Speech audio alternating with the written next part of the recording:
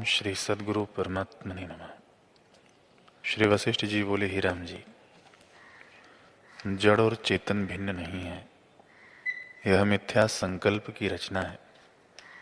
जैसे बालक को परछाई में बैताल भासता है, वैसे ही सब कल्पना मन की है। जैसे एक ऊख के रस से गुड़, शक्कर इत्यादि बनती है, वैसे ही एक परमोत्तम सत्ता समान सब है। उसमें जड़ चेतन की कल्पना मिथ्या है। जब तक सम्यक दृष्टि नहीं प्राप्त हुई, तब तक जड़ चेतन की दृष्टि होती है, और जब यथार्थ दृष्टि प्राप्त होती है, तब सब भेद कल्पना मिट जाती है। जैसे सीपी में जो चांदी भासती है, सो न सत्य होती है न असत्य होती है, वैसे ही आत्मा में जड़ चेतन सत्य असत्य की विलक्षण कल्पना है। हे राम जी, जो सत्य है वह असत्य नहीं होता, और जो असत्य है वह सत्य नहीं होता। आत्मा सदा सत्य रूप और अपने आप में स्थित है। उसमें द्वैत और एक का अभाव है। जैसे पत्थर में अन्य सत्ता का अभाव है, वैसे ही आत्मा में द्वैत सत्ता का अभाव है।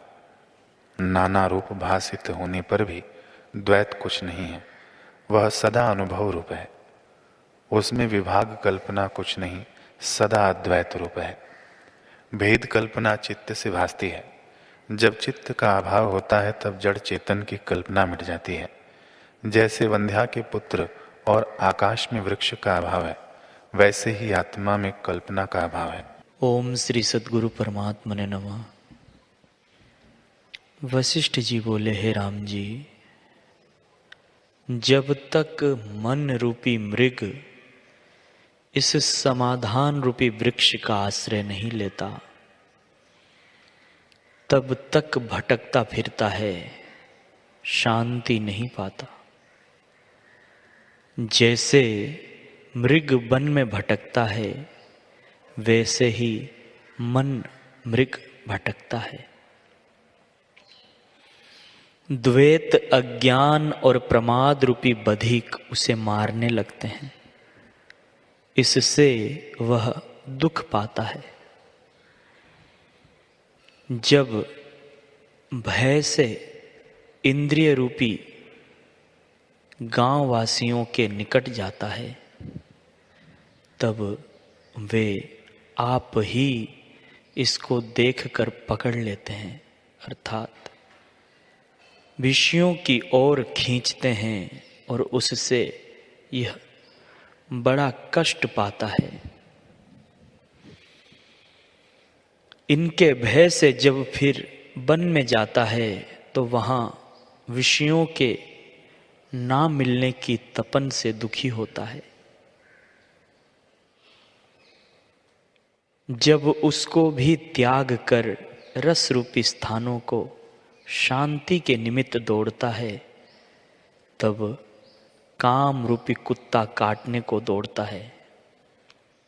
और उसके भय से जब फिर वैराग्य रूपी वन की ओर दौड़ता है, तब क्रोध रूपी अग्नि जलाती है। वासना रूपी मच्छर दुख देते हैं।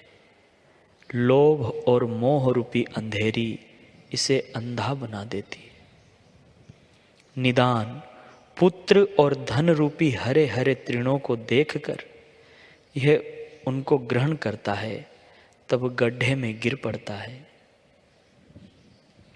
वह गड्ढा तृण से ढका हुआ है। वह तृण पुत्र और धन है। उनको सुंदर देख यह ममता रूपी गड्ढे में गिर पड़ता है। इस प्रकार दुख पाता है। हे राम जी, जब यह मनुष्य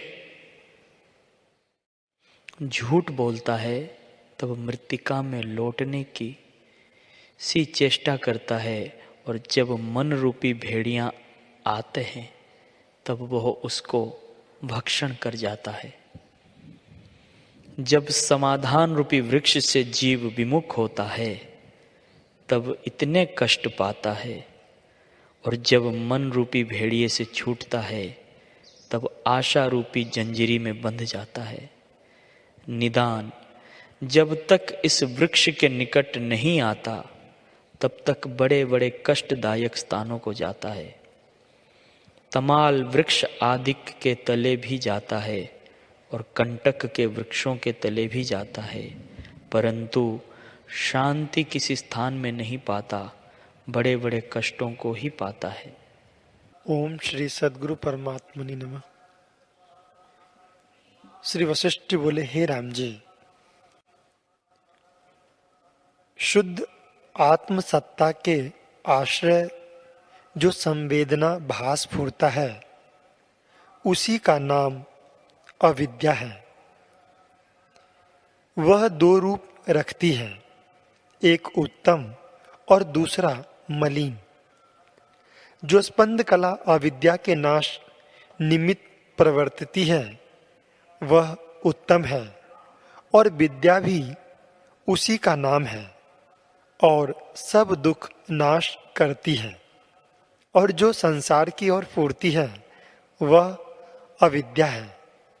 अर्थात आत्मा की ओर फूरती है सो विद्या है, और दृश्य की ओर जो फूरती है वह अविद्या है। पर दोनों स्पंद रूप हैं। इससे अविद्या का नाश करो। जैसे ब्रह्म अस्त्र से ब्रह्म अस्त्र शांत होता है, विष को विष नाश करता है और शत्रु को शत्रु मारता है, तैसे ही विद्या से अविद्या नाश होती है। इसी प्रकार तुम भी इनको नाश करो, तब सुखी होंगे। विचार से जब इसका नाश होता है, तब जानी नहीं जाती कि कहाँ गई। जैसे दीपक से अंधकार देखिए तो नहीं दिखता कि कहाँ गया। बड़ा आश्चर्य है कि जीव का ज्ञान इसने ढांप लिया है। आत्मसत्ता सदा अनुभव और उदय रूप है, पर अज्ञानी जीव को नहीं भासती। जब तक अविद्या नहीं जानी जाती तब तक फूरती है, और जब जानी तब नहीं जानता कि कहाँ गई। इससे भ्रम मात्र सिद्ध है। बड़ा आश्चर्य है कि माया ने संसार चक्र बांध रखा है और सत्य की नाई है, पर असत्य है। बुद्धिमानों को भी यह नाश कर छोड़ती हैं, तो जीवों का क्या कहना है। निरंतर अभेद रूप आत्मा में अविद्या भेद कल्पना कोई नहीं। जिस पुरुष ने संसार माया को ज्यों का त्यों जाना है, वही पुरुषोत्तम है। गुरुर्ब्रह्मा गुरुर्विष्णु गुरुर्देवो महेश्वरः गुरुर्साक्षात् परब्रह्म तस्मै श्री गुरवे नमः। श्री योग वासिष्ठ महारामायण निर्वाण प्रकरण सर्ग 91। श्री वशिष्ठ जी बोले, हे रामचंद्र जी, यह संसार आत्म रूप है। जैसे इसकी उत्पत्ति हुई है सो तुम सुनो। निर्विकल्प शुद्ध आत्मा में चेतन लक्षण मन रूप से स्थित हुआ है, और आगे उसने जगत की कल्पना की है।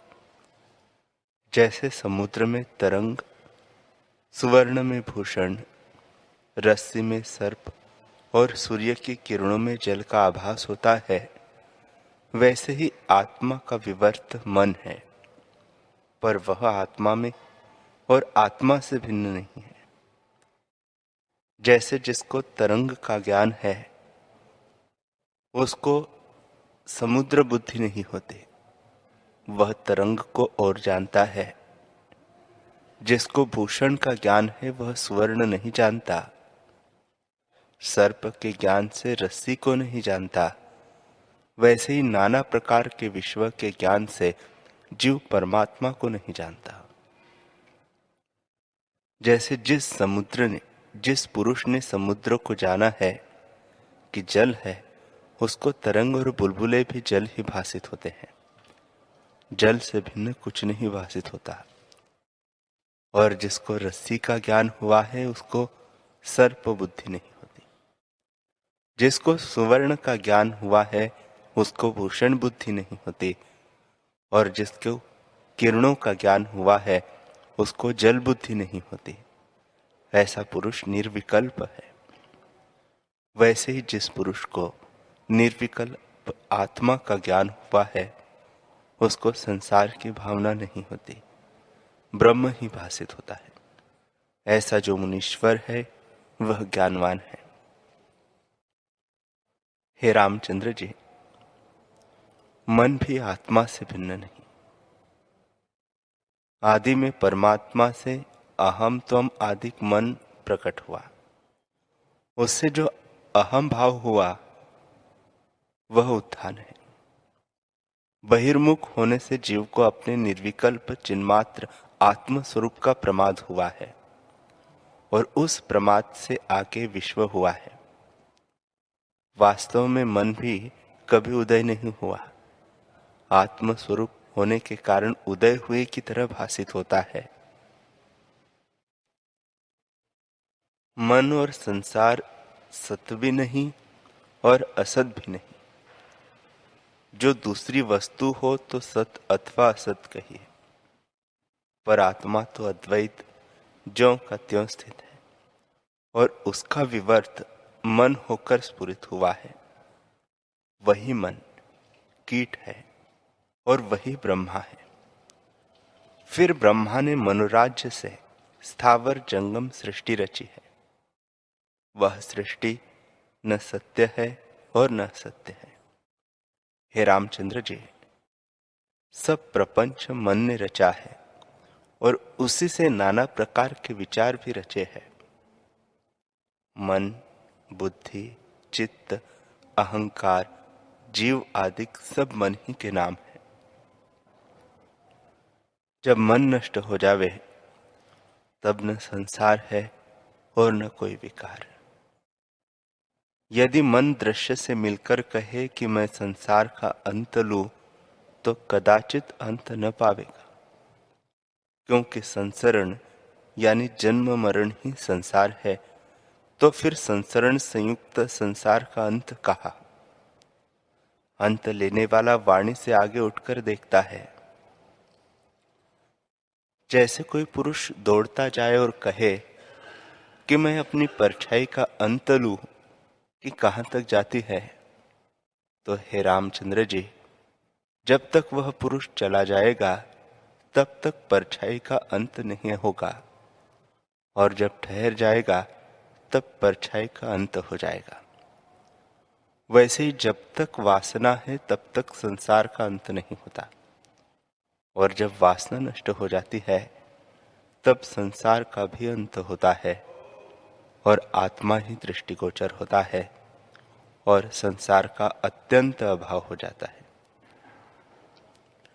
पर जो स्फूर्ति संयुक्त देखेगा, तो संसार ही भासित होगा। हे रामचंद्र जी,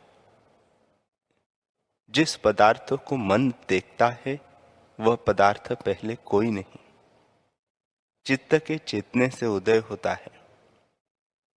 जब चित्त चेता कि यह पदार्थ है, तब आगे पदार्थ हुआ। चित्त यदि स्फूर्ति या वासना से रहित होकर वह देखे, तो कोई पदार्थ नहीं भासित होता, केवल शांत पद है। हे रामचंद्र जी,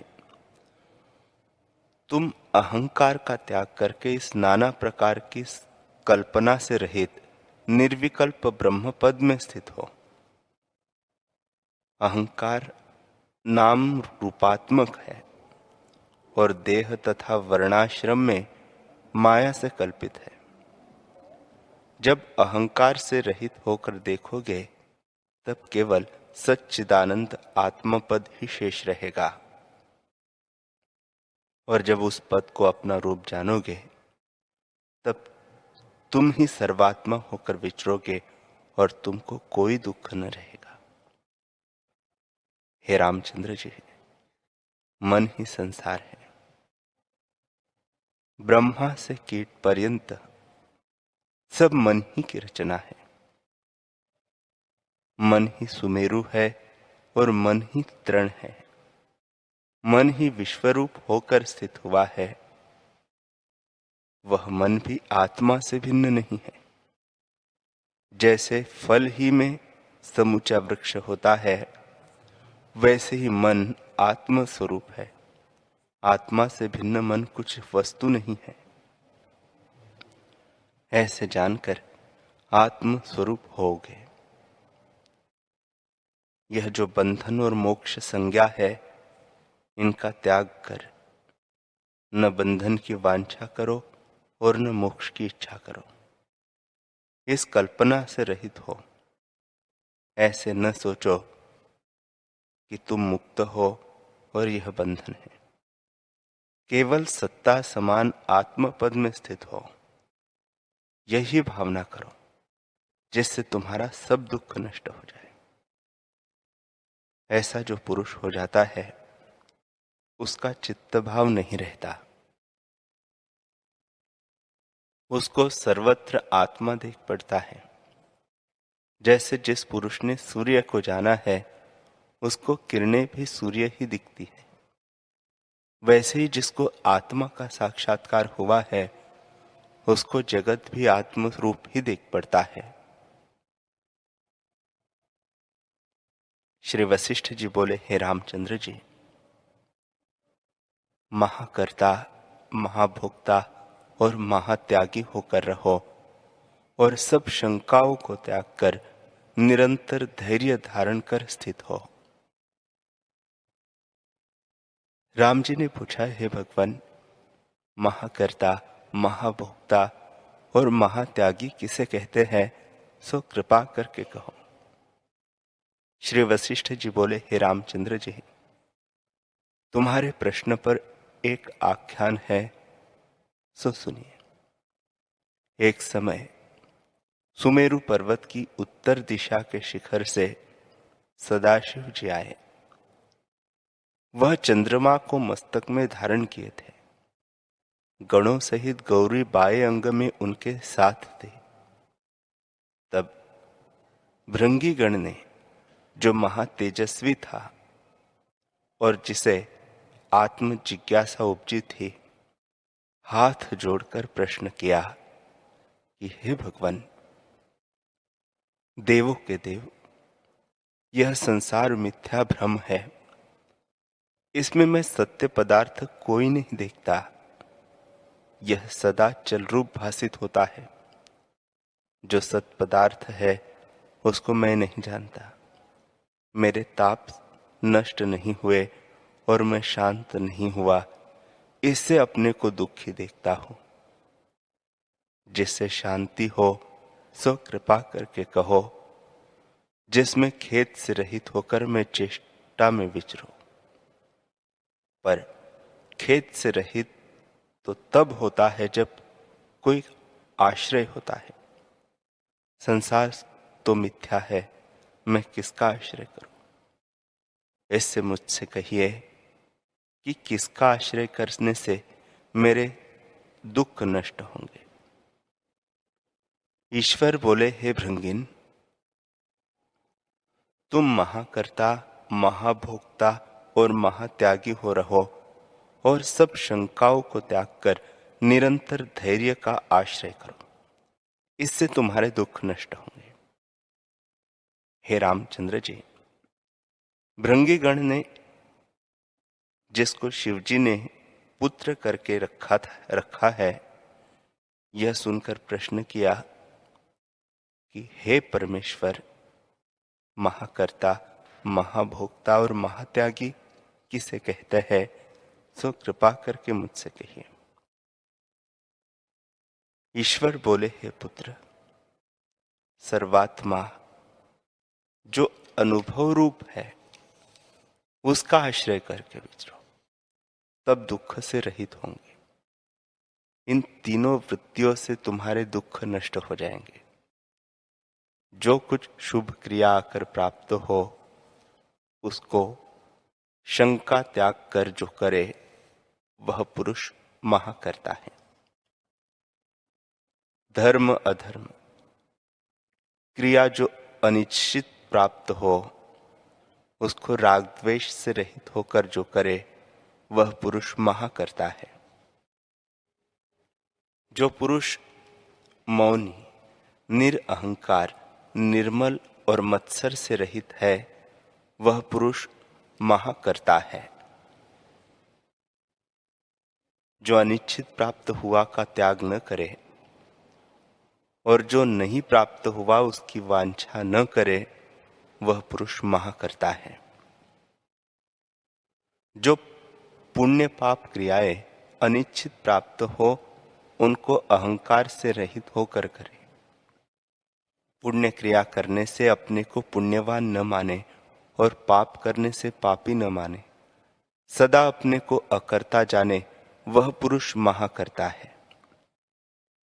जो सर्वत्र विगत स्नेह है, सत्यवत स्थित है और इच्छा को त्याग कर बरतता है वह महा करता है। जो दुख के प्राप्त होने पर शोक नहीं करता और सुख के प्राप्त होने पर जिसे हर्ष नहीं होता, स्वाभाविक चित्त समता को देखता है वह कभी विषमता को नहीं प्राप्त होता। सुख की भिन्न भिन्न विषमताओं से जो रहित है वह पुरुष महा करता है। जिस पुरुष ने सुख दुख का त्याग किया है वह पुरुष महा करता है। हे भृंगिन, जो पुरुष प्राप्त हुई वस्तु को राग द्वेष से रहित होकर भोगता है वह महाभोक्ता है। जो बड़ा कष्ट प्राप्त होने पर भी द्वेष नहीं करता और बड़े सुख की प्राप्ति में भी जिसे हर्ष नहीं होता वह पुरुष महाभोक्ता है। जो बड़े राज्य के सुख भोगने में अपने को सुखी नहीं मानता, राज्य के अभाव में और भिक्षा मांगने में अपने को दुखी नहीं मानता, सदा स्वरूप में स्थिर रहता है वह महाभोक्ता है। जो मान, अहंकार और चिंतना से रहित केवल समता में स्थित है वह महाभोक्ता है। जो कोई कुछ दे तो अपने को लेने वाला नहीं मानता और शुभ क्रिया में भोगता हुआ अपने में कर्तृत्व और भोक्तृत्व नहीं मानता वह पुरुष महाभोक्ता है।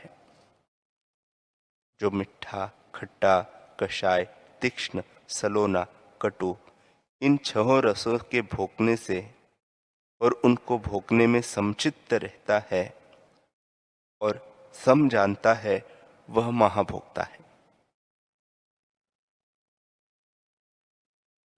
जैसे रस वाले पदार्थ प्राप्त होने पर हर्ष नहीं होता और विरस के प्राप्त होने पर द्वेष नहीं होता, ज्यों का त्यों रहता है और जैसा बुरा भला प्राप्त हो उसको दुख से रहित होकर भोगता है वह पुरुष महाभोक्ता है।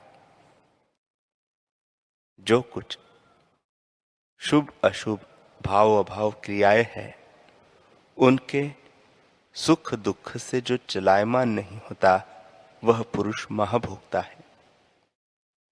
जिसको मृत्यु का भय नहीं और जीने की आस्था नहीं, जो उदय अस्त में समान है वह महाभोक्ता है।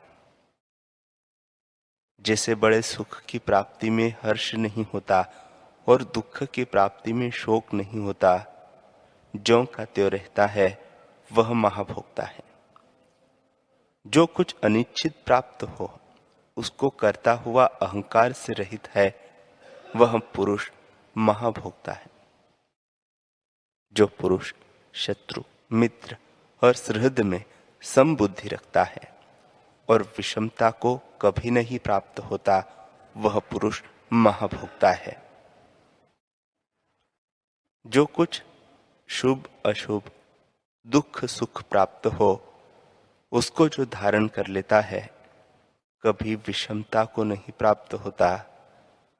जैसे समुद्र में नदियां प्राप्त होती है और वह उनको धारण कर सम रहता है, वह ज्ञानवान शुभ अशुभ को ग्रहण कर सम रहता है।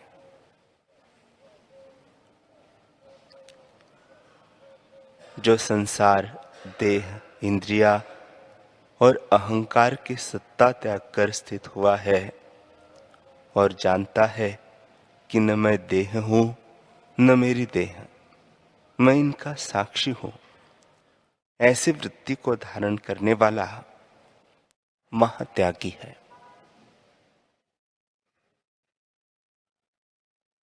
जो सब चेष्टा करता है और राग द्वेष से रहित है, वह महात्यागी है। जो प्राप्त हुए शुभ अशुभ को अहंकार से रहित होकर करता है, वह महात्यागी है।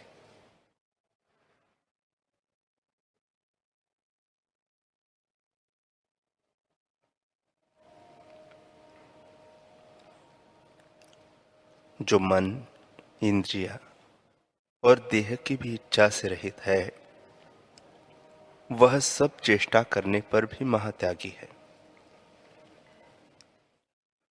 जो पुरुष समचित्त, इंद्रियचित और क्षमावान है, वह महात्यागी है। हे रामचंद्र जी, जैसे पुरुष ने धर्म अधर्म की देह और संसार के मद मान मनन इत्यादि कल्पना का त्याग किया है, वह महात्यागी है। हे राघव, इस प्रकार सदाशिव जी ने जो हाथ में खप्पर लिए, बाघंबर ओढ़े और चंद्रमा मस्तक में धारे हुए परम प्रकाश रूप है, श्रृंगीगण को उपदेश किया। जैसे श्रृंगीगण विचरा, वैसे ही तुम भी विचरो, तो तुम्हारे सब दुख नष्ट हो जाएंगे।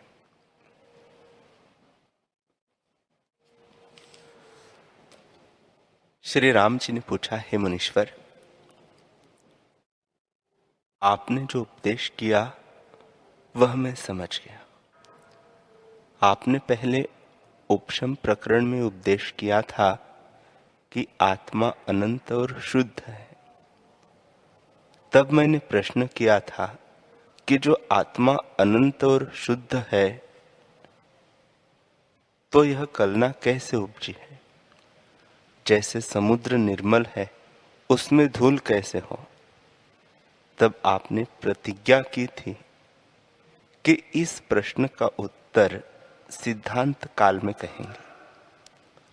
सो मैं अब सिद्धांत का पात्र हूं, मुझसे कहिए।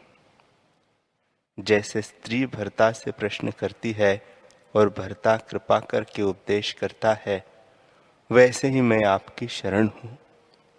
कृपा करके मुझे उत्तर दीजिए, क्योंकि आशा और तृष्णा के फांस मेरे टूटे हैं और आशा रूपी जाल से मैं निकल गया हूं। मेरे हृदय में संशय रूपी धूल उठ रही है, उसको वचन रूपी वर्षा से आप शांत करो। मेरे हृदय में अंधकार है, उसे वचन रूपी क्रीड़ा से निवृत्त करो। आपके वचन रूपी अमृत से मैं तृप्त नहीं होता। हे भगवान, गुरु के उपदेश के बिना अपने विचार ज्ञान से नहीं सोते। श्री वशिष्ठ जी बोले, हे रामचंद्र जी, जो पुरुष शांत, क्षमावान और इंद्रियजित है, जिसने मन के संकल्प विकल्प को जीता है, वह सिद्धांत का पात्र है। हे रामचंद्र जी, तुम अब सिद्धांत के पात्र हो, इससे उपदेश करता हूं।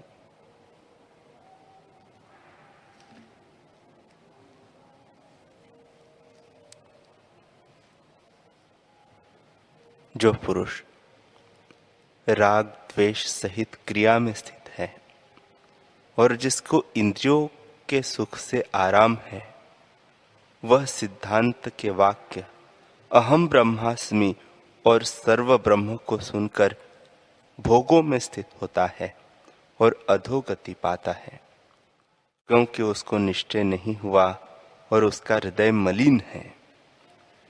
ऐसे इंद्रियों के सुख से वह अपने को सुखी मानता है और नीच स्थानों को प्राप्त होता है।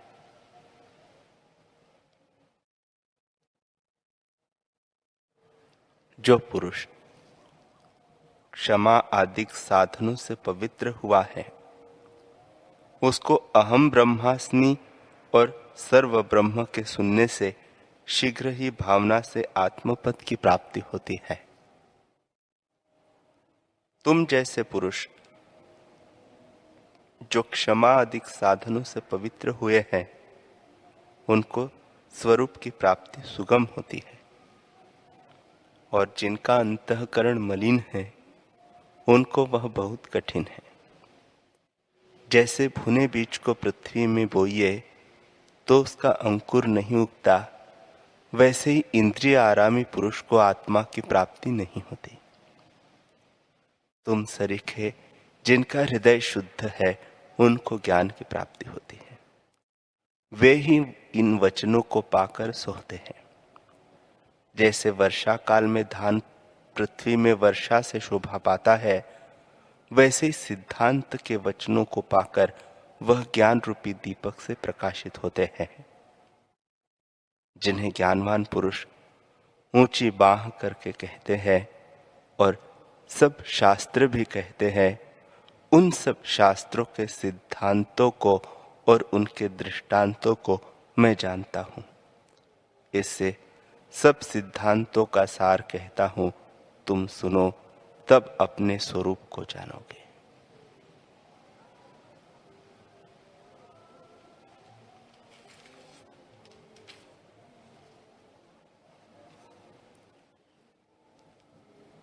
हरि ओम।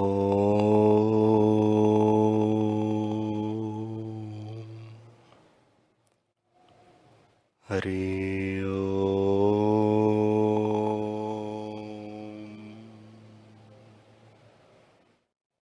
ओम सहना भवतु, सहनौ भुनक्तु, सह वीर्यं करवावहै, तेजस्विनावधीतमस्तु मा विद्विषावहै। ओम शांति शांति शांति। श्री सद्गुरुदेव भगवान की